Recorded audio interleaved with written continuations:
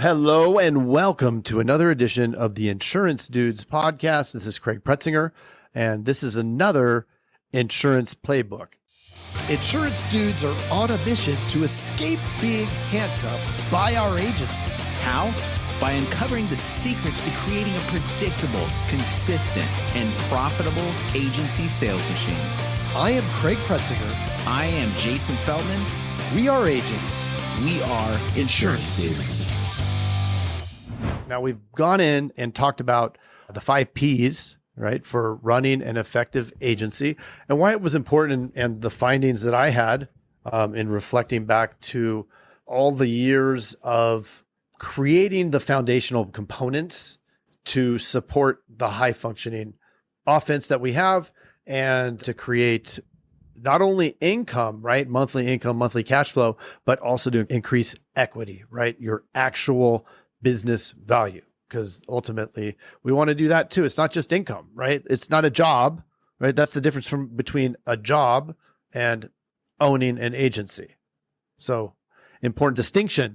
So what is the third P and why is it important? You know what that third P is? It's the people, So let's dive in. All right, we are back. Let's talk about people. This is going to be your most important component, right? After the first two. No, really, probably the most challenging thing. And as an agency owner yourself, and then anyone else that you talk to that's an agency owner, probably going to hear that the most challenging thing that they have is the people, right? And a lot of times it can be challenging because sometimes maybe we're too nice of an insurance dude.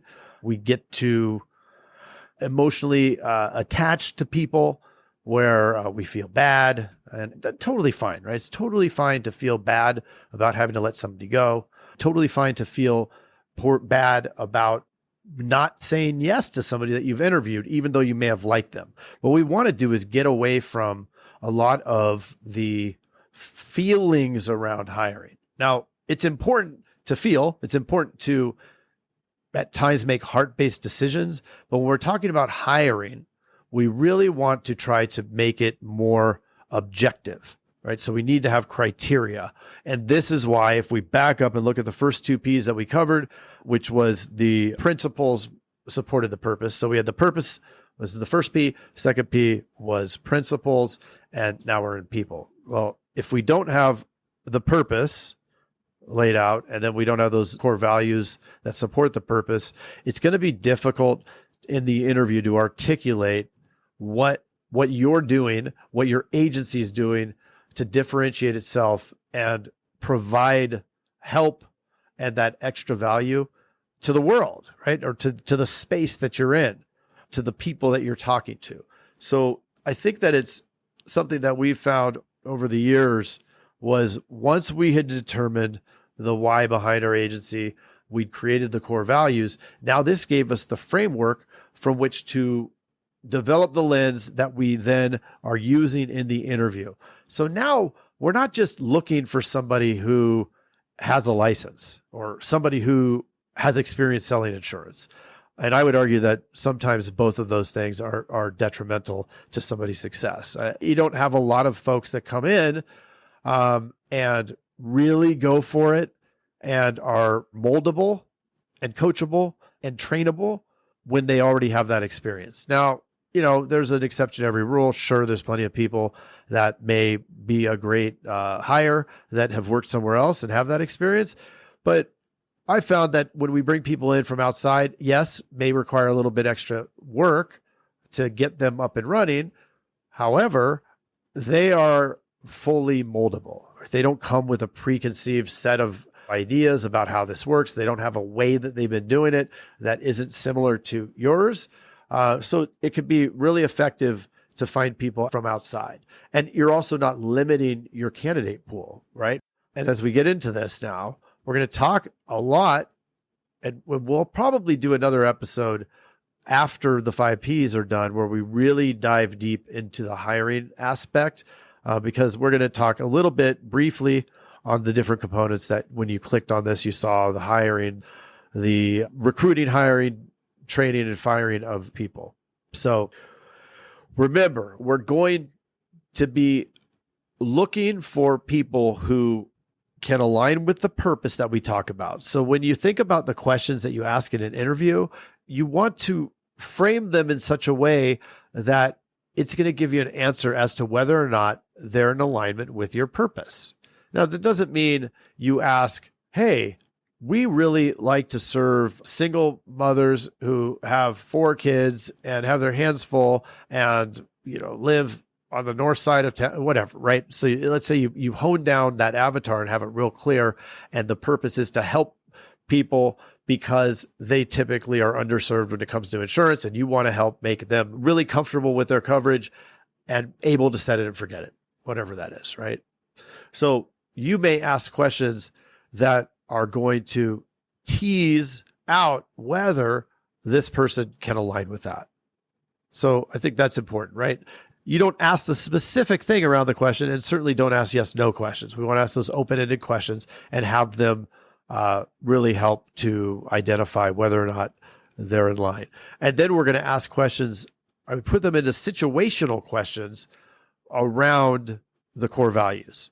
So when I went through my core values here, like honesty and ethics, you could try to trick them, put them in a situation where it may be kind of gray area for something and they may want to push the limits. You want to really identify where they sit when it comes to ethics, when it comes to honesty. And there's no room for any gray area in honesty and ethics. We have to draw a line and we have to stay very, very clean when it comes to these things. And then do this same exercise for all of the different core values that you have. Now, what you're doing is setting up an environment so that when we're recruiting towards our message, not just, hey, Craig, the Pretzinger agency is hiring excited, new, skilled individuals, blah, blah, blah. No, we want to write that ad that we're posting to attract new people into our hiring funnel.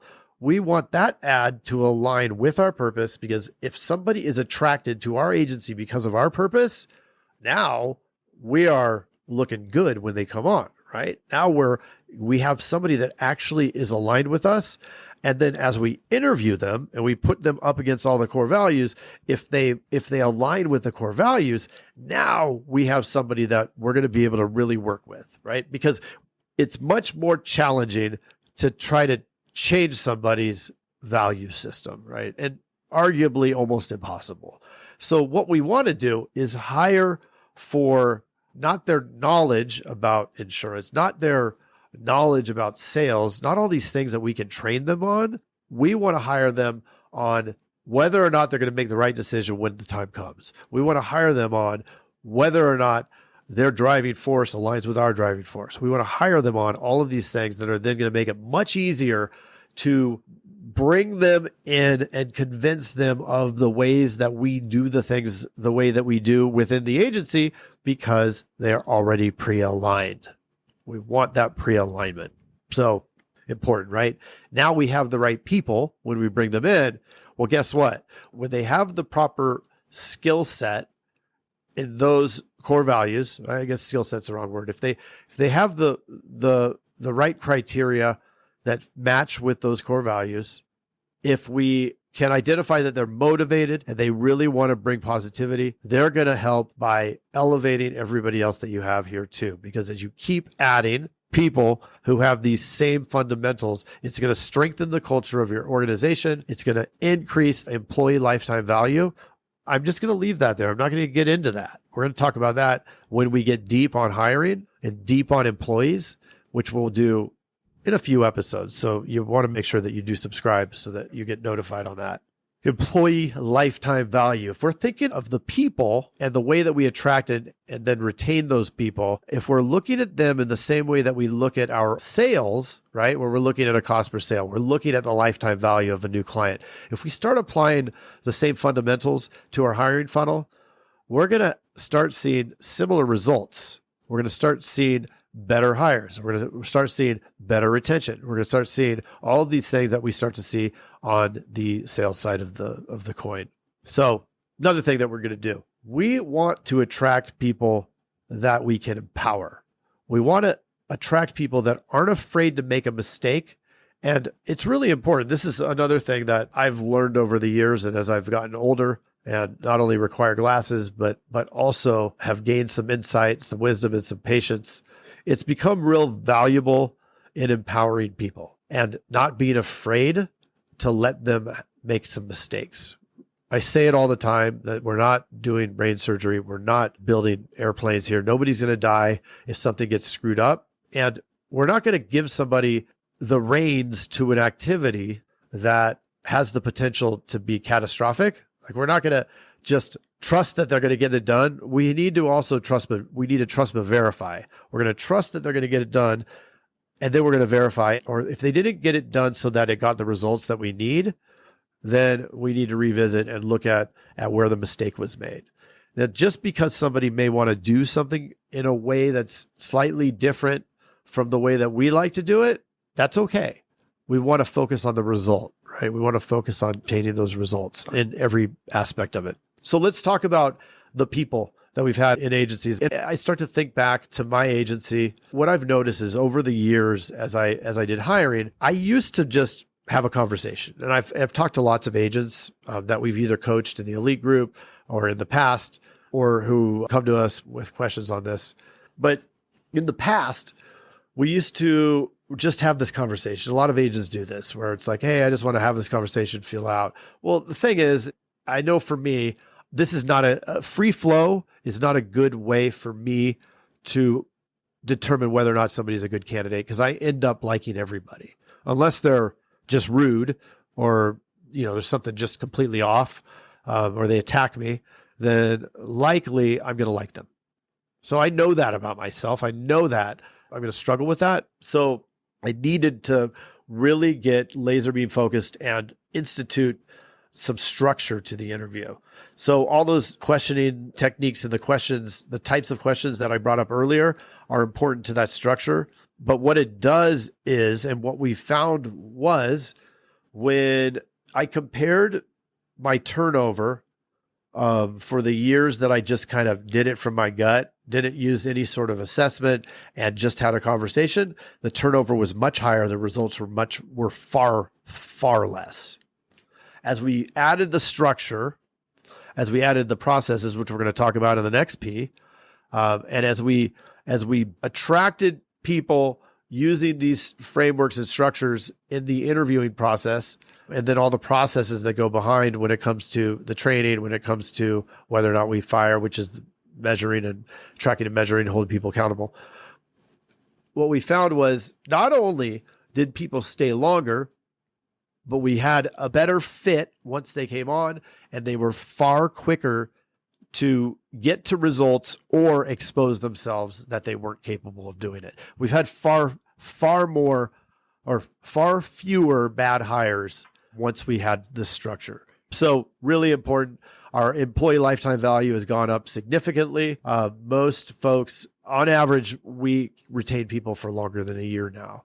And before, it used to be our average was well below 3 months on staffers, because it was just a ton of turnover. So as we think about that, that's a critical piece, right? So on the hiring, we talked on the recruiting, on creating those ads that will attract people to your purpose and your core values. And then finally, as we train, and we'll get into this a little bit more when we're talking about processes, but if we have the right structure once somebody comes on, another significant difference, right? Looking at people who, and in fact, there's been studies done on all of this over the years, but people who come into an environment where there's good structure and clearly defined and articulated path to the desired outcomes, when all of that is there, the person is much more successful. They're much happier with their experience. They're far faster to get to the results and to get up to speed and start delivering results, and they stay for much longer. So it's really, really, really important to take consideration of these things. We're going to continue to do this here at the agency. One of the things that we've started to do too that's been awesome is with our lead callers. So everybody that's listening likely knows that we buy internet leads, and then we have my agency gets the lead callers from Teledudes, and they will then transfer the leads to my sales producers.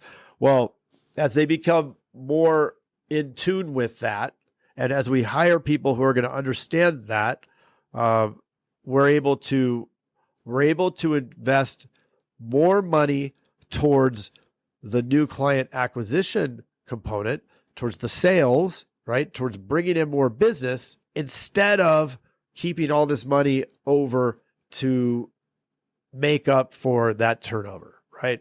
So another huge epiphany that came out of it just by putting some structure. So I'm going to stop it at that.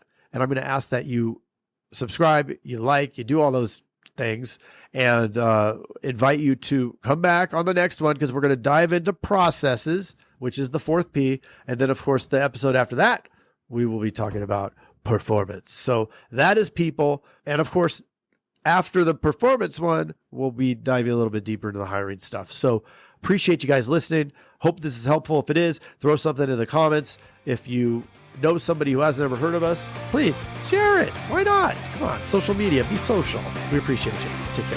Bye.